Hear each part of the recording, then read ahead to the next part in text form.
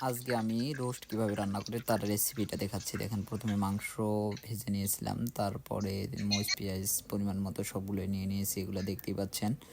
তারপরে ঘি, তারপরে হচ্ছে মশলা-টশলা, পেঁয়াজ-টেয়াজ সবগুলোই সুন্দরভাবে ভুনা করছিলাম। সেগুলার মাঝে পরে ফ্রাই মাংসগুলো দিয়ে দিয়েছিলাম।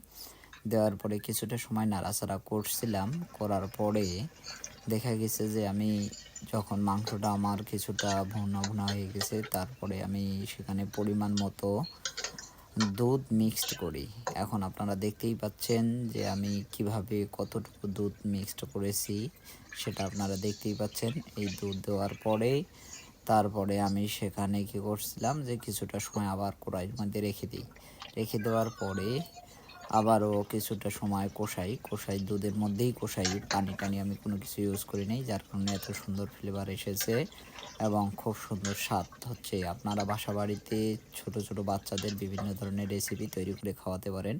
এটা আমার খুবই পছন্দনীয় একটা খাবার। আমি আজকে তৈরি করলাম। ধন্যবাদ সকলকে।